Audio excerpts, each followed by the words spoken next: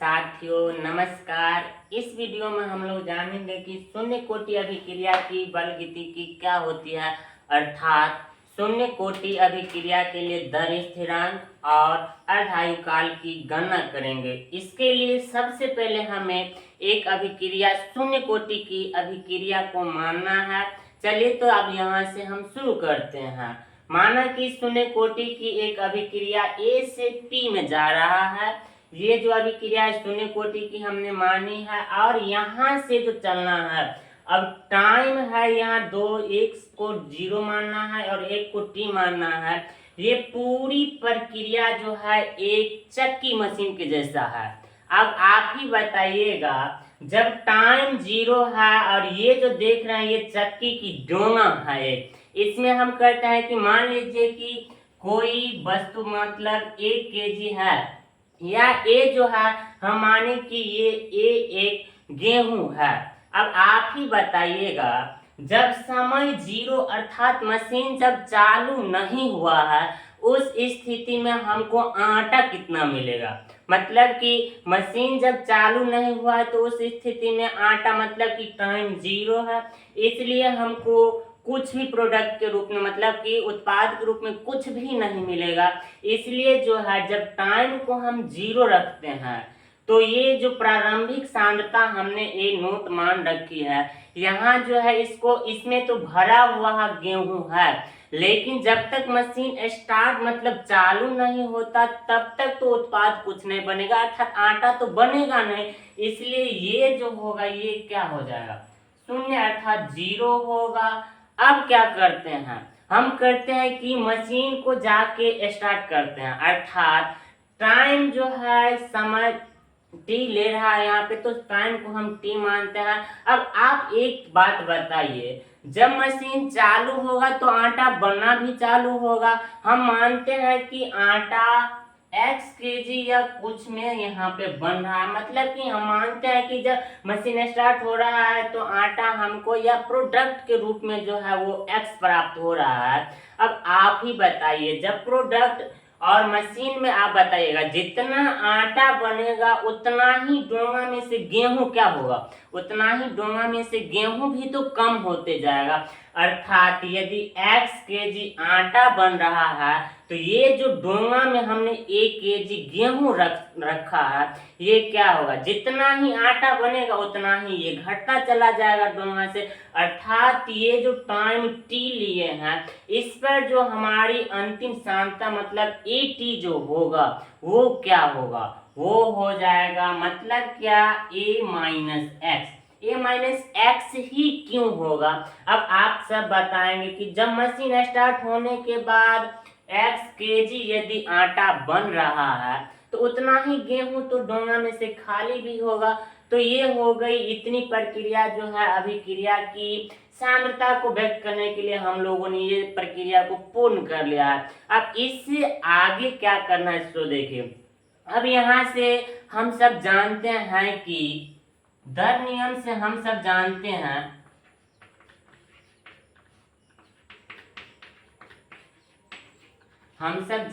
हैं कि किसी अभिक्रिया की जो दर होती है, किसी अभिक्रिया की दर जो होती है वो क्या होती है, सांद्रता के पावर n की समानुपाती होता है। सांद्रता के पावर n की समानुपाती होता है। यहाँ से हम लोग अब आगे बढ़ेंगे और सांद्रता यहाँ जो है या तो हम उत्पाद के मतलब या तो अभिकारक के ले सकते हैं या तो उत्पाद, दोनों में से आप किसी का भी ले सकते हैं जो इसकी परिभाषा को पूर्ण कर सकेगा। अब इससे आगे हम लोग बढ़ते हैं। देखिए, जब दर है तो समानुपातिक स्थिरांक हटाते हैं और यहाँ बराबर देकर कि कांस्टेंट यानी दर स्थिरांक के रूप में यहाँ जो माना जाता है कि उसको लिखते हैं। अब यहाँ से देखिए, आप बताइएगा कि हमने जो अभी क्रिया मानी है वो अभी क्रिया कोटि कितनी है, वो तो शून्य कोटि की अभी क्रिया है। इसलिए घात जो सांद्रता के पावर n है वो घात कितना होगा आप लोग बताइएगा। और ये सांद्रता हमने बोला है कि या तो आप अभी कारक के ले सकते हैं या प्रोडक्ट ये उत्पाद जो है इसके ले सकते हैं, दोनों में से किसी एक के ले सकते हैं। तो यहाँ हम सांद्रता के रूप में मान लीजिए कि ये जो है अभिकारक यहाँ पे हमने ए माना है, ये लेते हैं। लेकिन ये n जो है ये कोटि अभिक्रिया की, ये कितनी हमने मानी है, ये तो मानी गई है शून्य कोटि की अभिक्रिया है। इसलिए n का मान कितना होगा, तो n का मान यहाँ होगा 0। और हम सब जानते हैं कि किसी भी राशि के यदि घात शून्य हो जाए तो उसका मान 1 होता है। इसलिए यहाँ से दर बराबर क्या होगा, k गुना 1, अर्थात दर बराबर हो गया k। एक बात और जो हम लोग जानते हैं अभिक्रिया की कोटि से, वहां से हम जानते हैं कि अभिक्रिया की जो बल गति की वेग का वर्णन किया जाता है वो होता है कि जो अभिकारक के सांद्रता में कमी अथवा उत्पाद के सांद्रता में वृद्धि की जो समय के साथ दर होता है वही तो अभिक्रिया की दर को दर्शाता है। अर्थात हमने यहाँ सांद्रता को मतलब अभिकारक के सांद्रता को लिया है, इसलिए हम दर को भी अभिकारक के रूप में ही व्यक्त करेंगे। और हम सब जानते हैं कि अभिकारक के सांद्रता में कमी अर्थात dA/dt, ये माइनस चिन्ह बताता है कि अभिकारक में कितनी कमी आ रही है, ये चीज बताते रहता है। और आगे हम लोग लिखते हैं k कांस्टेंट है, चूंकि इसी k को बोला जाता है कि दर स्थिरांक है। अब कुछ करते हैं, क्रॉस मल्टीप्लिकेशन के माध्यम से इसको गुना कर देते हैं, मतलब dA बराबर हो गया k dt।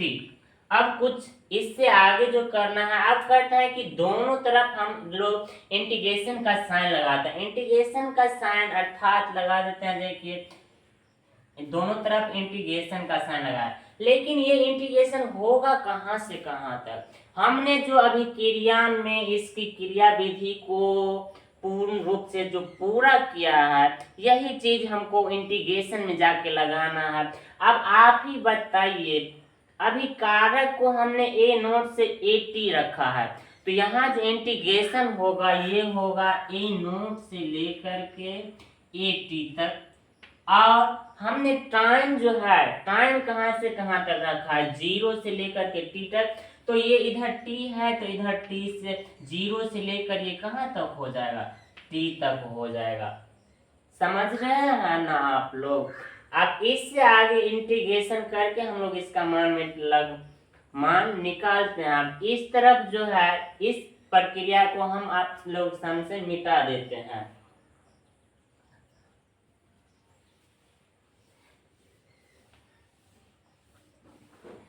और ये जो है इसको हम पूरा करते हैं,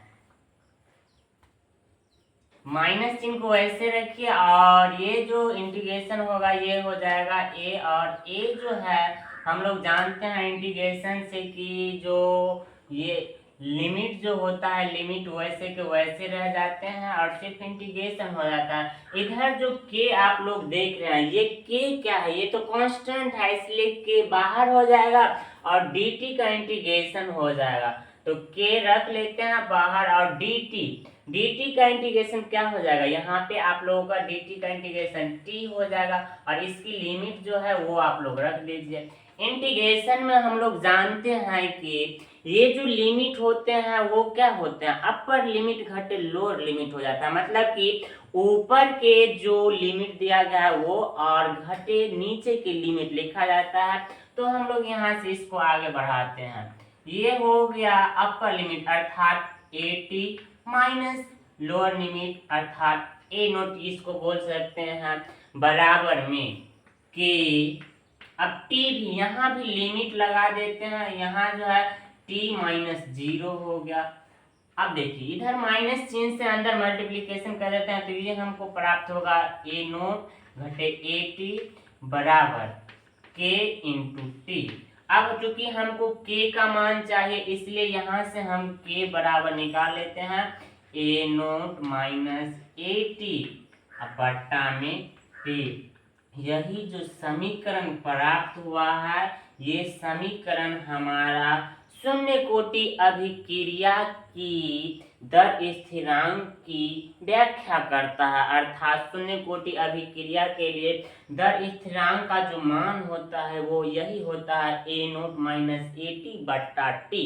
अब यहाँ से हम लोग चाहेंगे तो लिख भी देंगे सब का मान, जो ए नोट जो है हमने प्रारंभिक सांद्रता मानी है तो लिखेंगे ए नोट बराबर प्रारंभिक सांद्रता, ए टी को जो मान्य है वो है अंतिम सांद्रता मतलब फाइनली कॉन्सेंट्रेशन है। फिर यहाँ टी जो रखे हैं इसलिए टाइम है और के जो है यही तो दर स्थिरांक है। अब दर स्थिरांक प्राप्त हो गया है और यहाँ से हम लोग सीधे चलेंगे शून्य कोटि अभिक्रिया की अर्ध आयु काल ज्ञात करने के लिए। तो इसी समीकरण के सहायता से हम लोग शून्य कोटि अभिक्रिया की अर्ध आयु काल की भी गणना करेंगे। और चलिए इससे थोड़ा आगे बढ़ते हैं और वो देखिएगा कि आसानी से हमारे पास निकल जाएगा। तो इधर मिटा देते हैं आप। चलिए तो अभिक्रिया की अर्ध आयु काल की गणना के लिए हम जानते हैं कि किसी भी अभिक्रिया की अर्ध आयु काल जो होती है वो क्या होती है। आप सब जानते हैं कि जब किसी अभिक्रिया की प्रारंभिक सांद्रता जो है जितने समय में वो आधी हो जाती है वो समय जो होता है वही समय किसी अभिक्रिया के लिए अर्ध आयु काल कहलाती है। अर्थात हम मान सकते हैं या कह सकते हैं कि अभिक्रिया की अर्ध आयु काल के लिए देखिए अभिक्रिया की अर्ध आयु काल के लिए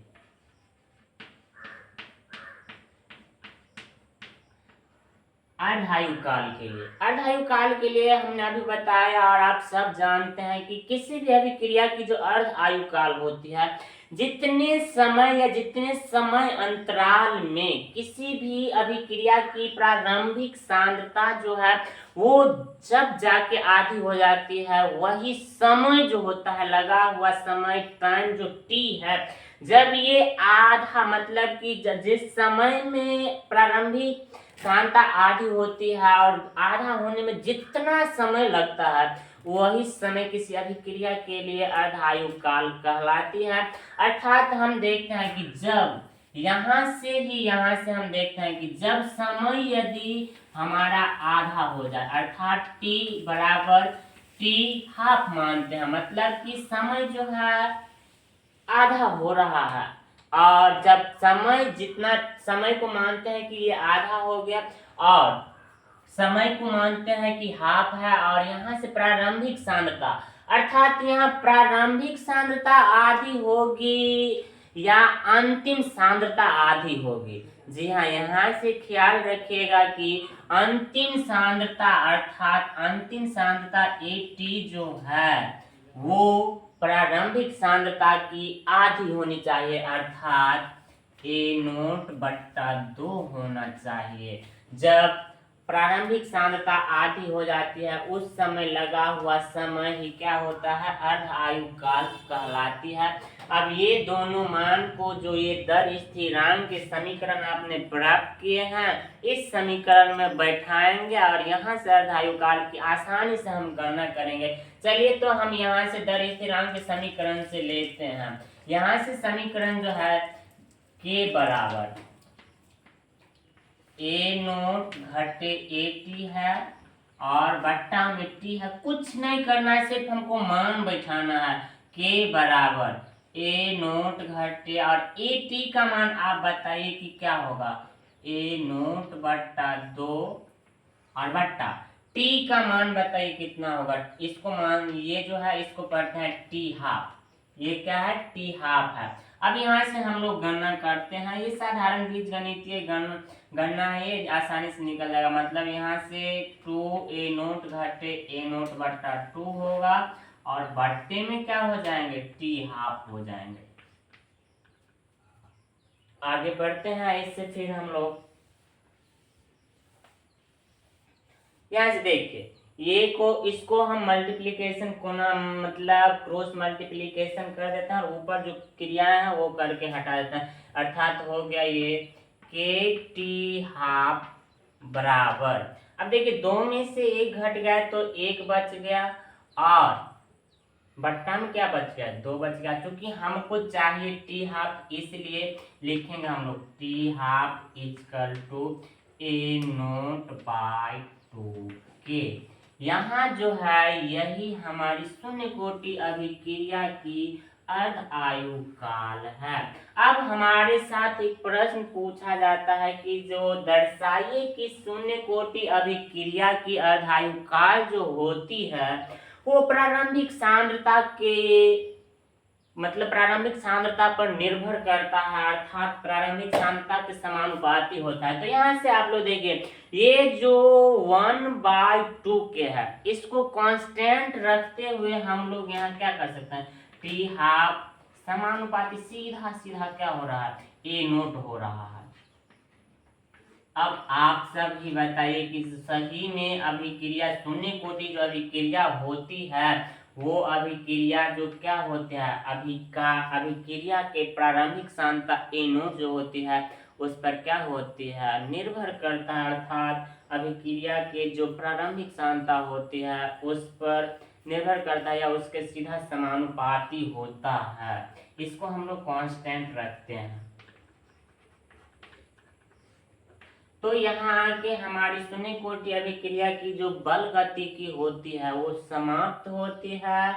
हम आशा करेंगे कि आसानी से आप लोग शून्य कोटि अभिक्रिया की बल गतिकी को समझे और इस वीडियो को सबसे पहले आप लोग पूर्ण रूप से पूरा देखिए, फिर धीरे धीरे रोक करके जैसे जैसे हम करते गए वैसे वैसे आप भी अपने कॉपी पर करिए और आप आसानी से शून्य कोटि अभिक्रिया की बल गतिकी का आसानी से वर्णन कर पाएंगे और हमारा जो प्रयास रहेगा वो आपको मतलब कि जो परीक्षा में आप आसानी से इसकी बल गतिकी का वर्णन कर सके। धन्यवाद।